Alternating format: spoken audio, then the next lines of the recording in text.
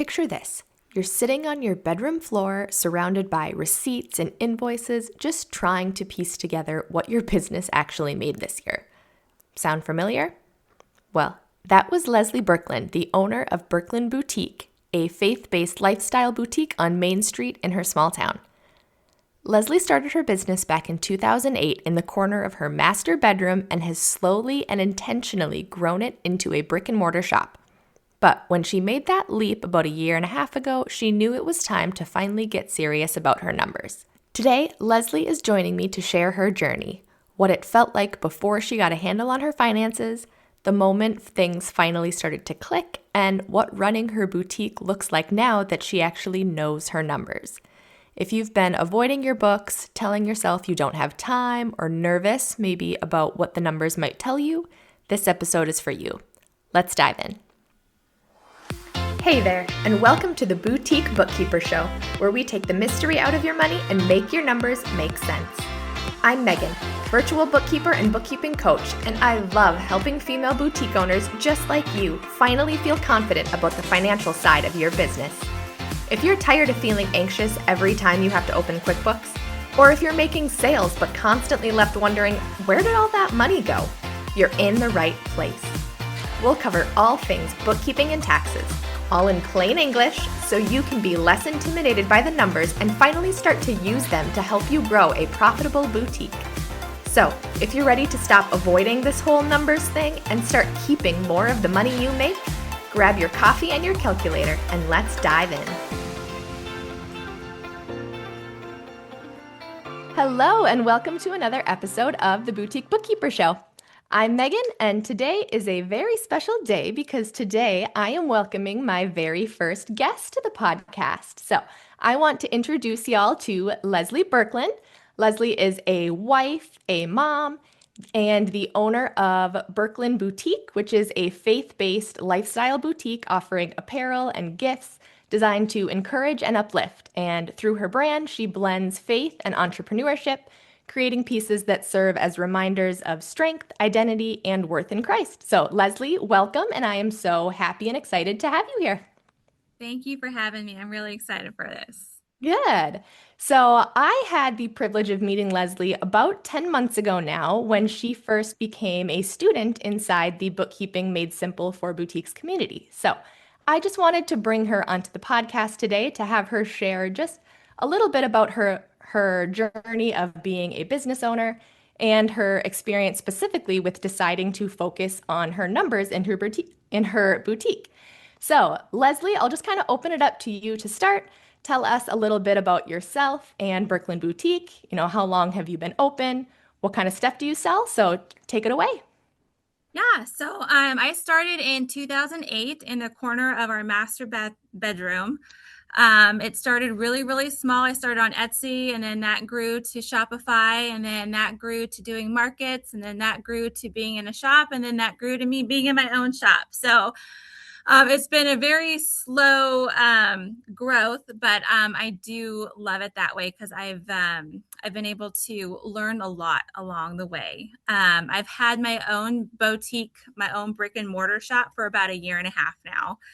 And gosh, learning my numbers has been just so helpful in regards to there's just so much more that goes into a boutique than you would think, as far as inventory and all the numbers and everything like that. So I've just loved the course. I love numbers. I love organization. And so I was really nervous to get started with this because I was nervous about what my numbers were going to tell me. But it's been really, really amazing. I sell, so graphic tees. I actually have a shirt bar in my shop, so you can select what graphic you want and what shirt, and I put them together for you. It's been really, really fun. The community has really, really accepted it, and we're still growing, and it's been great. That's awesome. It's so fun to see how your business has just evolved and changed. I mean, obviously, I've only known you the last 10 months, but it's cool to see just kind of where you started back in 2008 to where you are now. It's awesome to see just the growth that you've had. It's very cool. Yeah. Yes. So Yeah. So tell us a little bit about what your day to day looks like. Are you just a solo gal running it all yourself? Do you have help? Just kind of talk us through that so people can kind of get a sense of your business as well. Yeah, so other than the support of my husband, it's all me. We homeschool too, so I am a busy girl. It is nice that it's a small town, so I'm on Main Street in our small town, but it's kind of sleepy. So we're only open 4 days a week, which makes it manageable. Otherwise, I don't think I could do this. Mhm. My kids' school is like 2 blocks away, so they're able to walk down from the school program that they're in. But yeah, it all falls on me, and sometimes it's a lot, and other weeks I feel like I'm thriving, and it's just kind of always like this.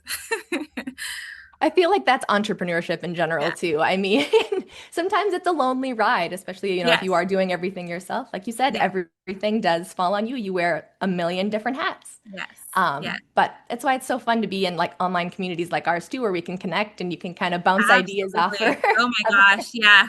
So helpful to be on online communities. And then we have a lot of shops around here that are very supportive as well. So the community is Good, is great as well. So that makes a difference. good, awesome. All right, so let's kind of dive in specifically into the numbers and the financial side of your business a little bit, because obviously that's what this podcast is all about. So let's go back, try and think back a year from now before you signed up, before you really started to focus in on the numbers. Kind of what was your relationship like with the financial side of your business, or how were you handling it, or maybe avoiding it? Just kind of talk us through that a little bit. So I am like a numbers girl. So I did have like I had my business and my personal separate. So that was really helpful. Everything that went through the business went through its own account. And then I had like a separate savings account for all my quarterly taxes. And I always made sure to file that away. But other than that, that's like all that it was. I didn't know what my cost of goods sold were. When I first started, I had a friend in here with me, and we were doing like the cheapest version of Square. And with the cheapest version of Square, you can't put in the cost of goods at all. So that was not anything that was even on my radar. So I'd set aside my taxes knowing that those were due. And then everything else just got lumped into like a different account. And it just sat there until I knew I had rent and I knew that I had stuff for this, and then the rest just went into restocks, and that was basically it. So at its very basic nature, it was just like a few savings accounts and just kind of divvying it up. But I didn't know like where the money was exactly coming from, and where it should go. And so the part that I did know was the taxes. Obviously those are always due, so that was what I made sure to set aside. But other than that, it was like I'm just going to hold it here until I know I can spend it. Awesome. And I just want to clarify too, when you are talking about taxes, are you referring to sales tax, Yeah, correct? just the quarterly sales tax. That's what I would set aside every week. Yes. Okay. Yeah, that's what I figured you were referring to, but just Yeah. wanted to double check and make sure. So, how often would you say you were actually sitting down to do those things? And kind of what was your emotions or the feelings behind it anytime you would sit down to kind of figure this out, even the loose setting aside that you were talking about? I mean, it was okay. Like I've started this business without any debt, and because I've grown so slow, I have no debt with my business. So that has been a big relief to me. So I all I knew is what I needed to owe, I would set aside, and the rest just went back into inventory. And because I wasn't a very big boutique at the time, I wasn't really paying myself. It was just all going back into inventory. But I would sit down like probably about every Monday and just set those quarterly taxes aside. And then I'd look at my numbers and put money here and there. And then that was kind of just it.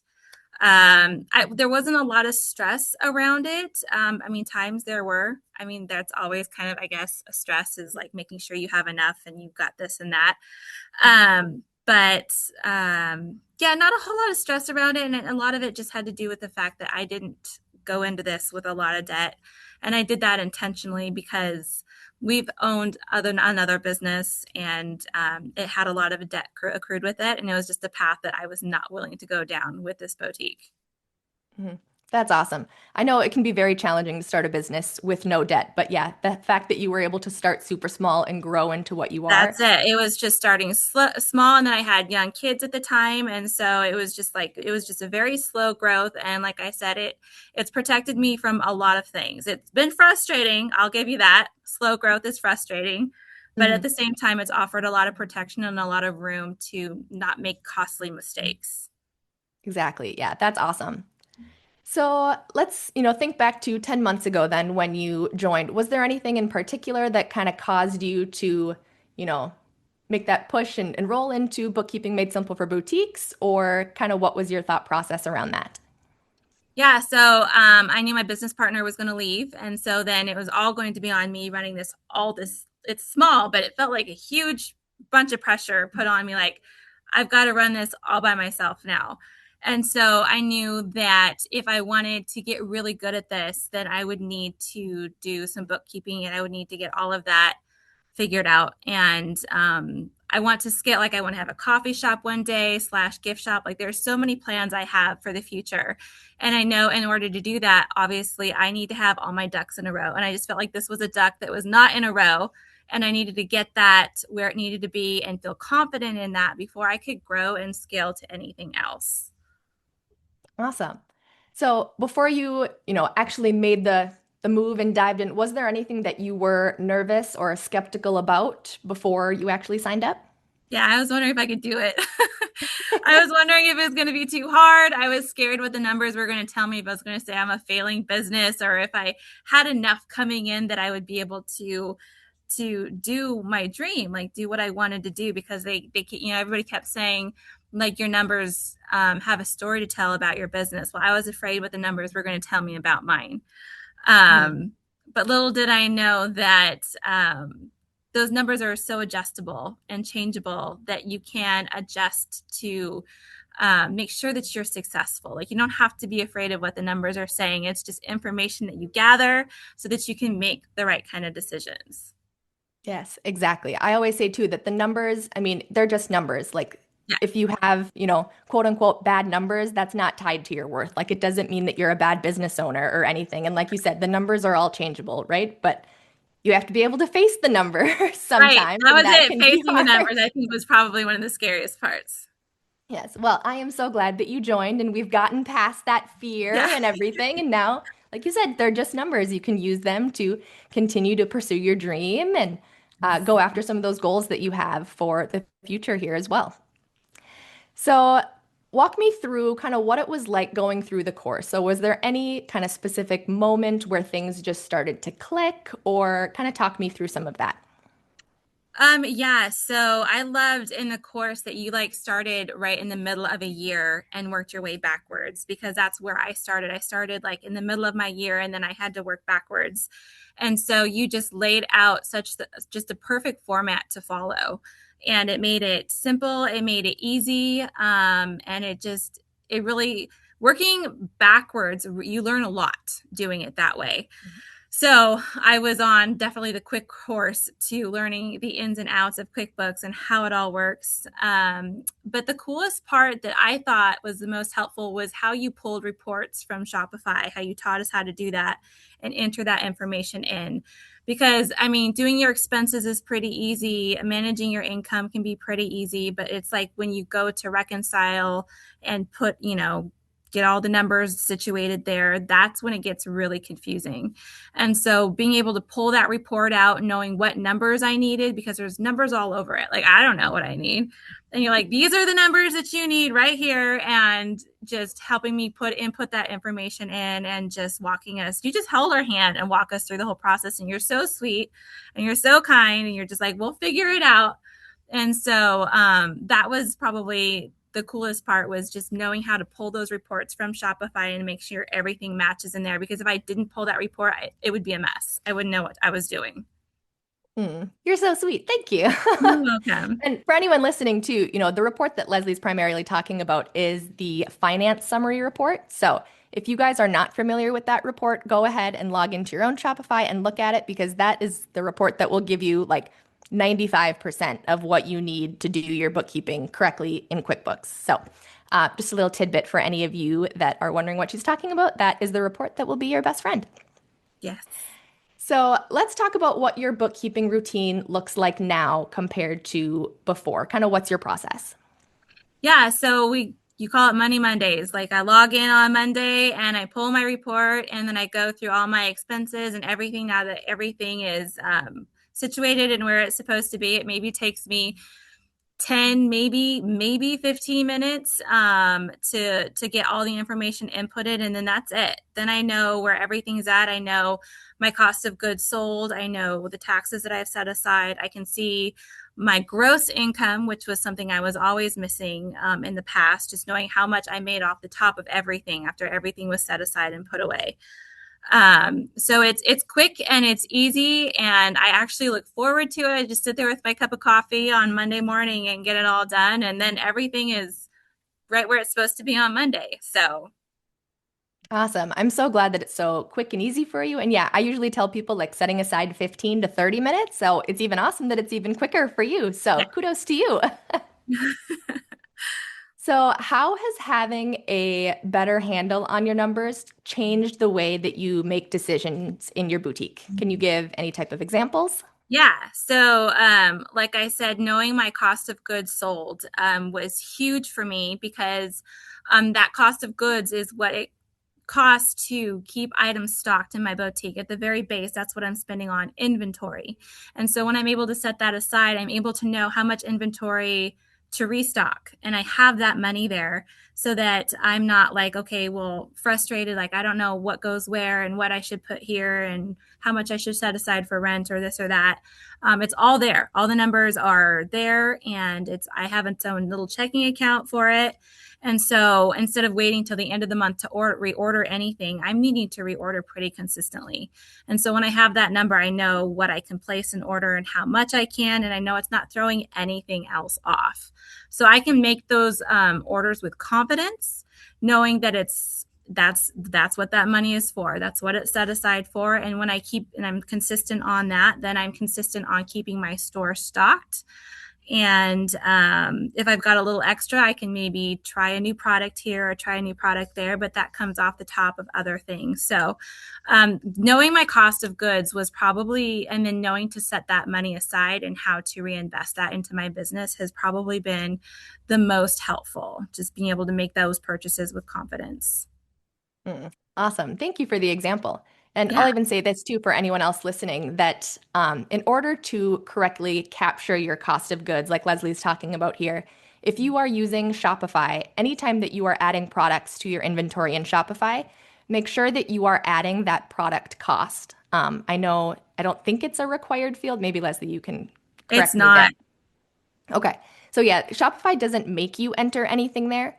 However, in order to get the insight that Leslie's talking about here to see her actual cost of goods, not necessarily just what she's spending on inventory every month, you really want to make sure that you are entering your product costs into Shopify or, whatever other point of sale system you are using, because then Shopify will just tell you in that finance summary report what your cost of goods number actually is for the month. So, highly encourage all of you to make sure you are entering your product costs. Yes. Highly All right. encourage it. Yes.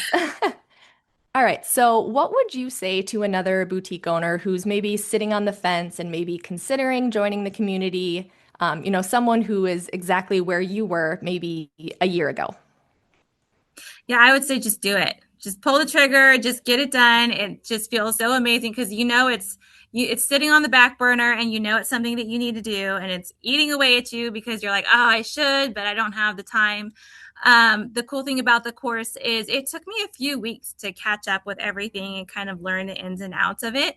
But it's not like you're falling behind or anything like that. You just chip away at it slowly and then you get all caught up and then it's like 15 to 30 minutes on a Monday morning and then that's it. So you're definitely not doing yourself any favors by waiting.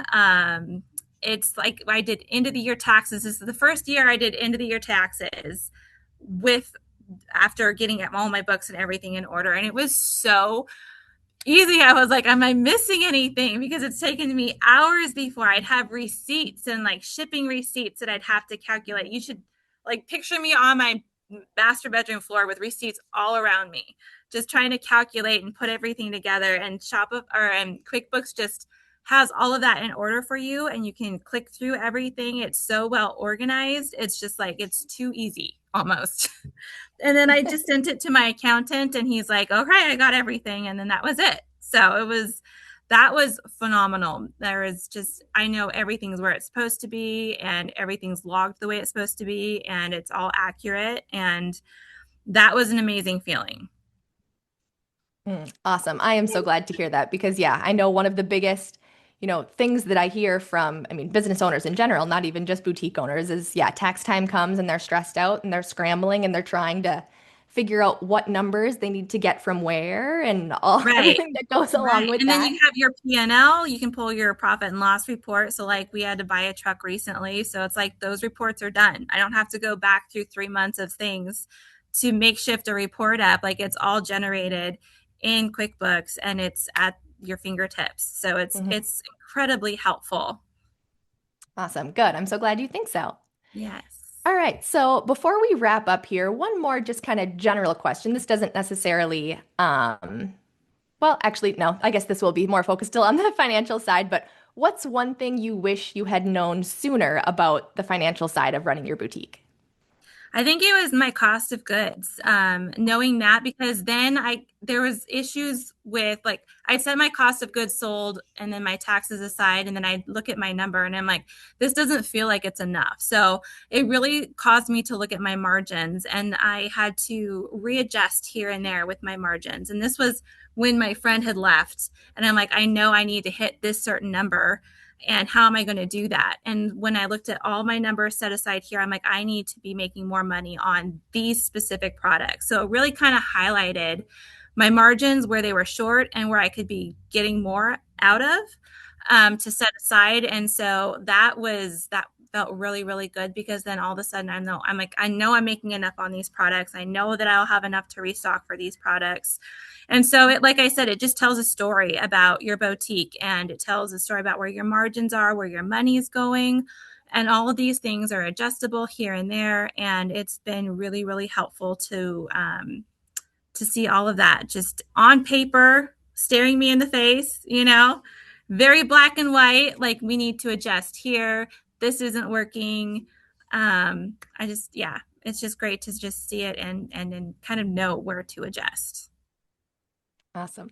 Well, thank you so much for sharing everything that you did with us today. I was so excited to have you on. Thank you for taking the time. Yes. Before we wrap up, where can listeners come and find you and follow you if they want to connect with you? Yeah, so I'm at Birkland Boutique, Birkland boutique.com, or it's at Birkland Boutique on Instagram as well. Those are the places that you'll find me. Instagram mainly. I am on Facebook as well at Birkland Boutique, but Instagram is my happy place. So that's where I'm at. Sounds good. I will be sure to drop those links in the show notes if anyone wants to take the easy way and click on them right there. But Leslie, again, thank you so much for coming and joining me here, and we will be talking to you again real soon. Yes, I'm so happy to share this information. I hope that all business owners get on it and just start it, because it's such a good feeling. It's a very empowering. Awesome. Well, thank you so much for sharing your experiences, and I'm sure we will be talking again real soon. All right. Thank you. It was such a joy having Leslie on today's episode and just learning more about her business journey and how finally facing her numbers has helped transform the relationship she has with the money side of her boutique. The biggest thing I want you to take away from this conversation is that it doesn't have to be complicated. Leslie went from having receipts scattered all across her bedroom floor at tax time to a simple 10 to 15 minute Monday morning routine. And she's making better business decisions because of it.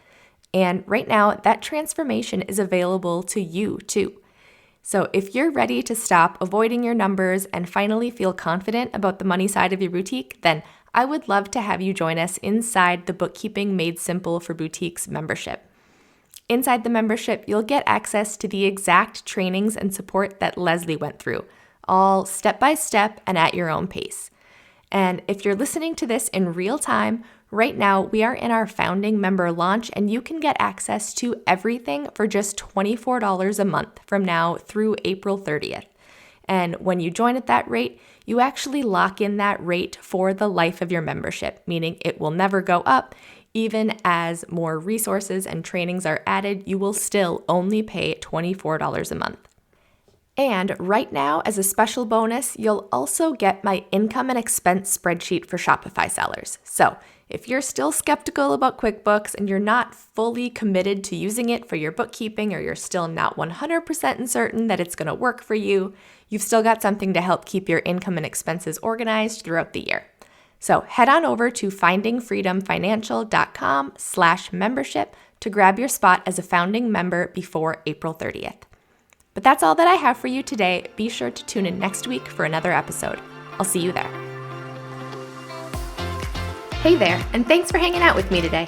I hope that I shared something that helped you feel just a little bit more confident in understanding all the numbers in your boutique business. If you found this helpful, don't forget to go and leave a rating and review on Apple Podcasts. That's the best way for other boutique owners just like you to find this podcast, so I can help them feel just a little bit more confident in their numbers as well. If you have any questions about what you heard today, hop on over to Instagram and send me a DM at Finding Freedom Financial. I'll be back again real soon, but in the meantime, go implement or take action on something you learned today. I promise your future self will thank you.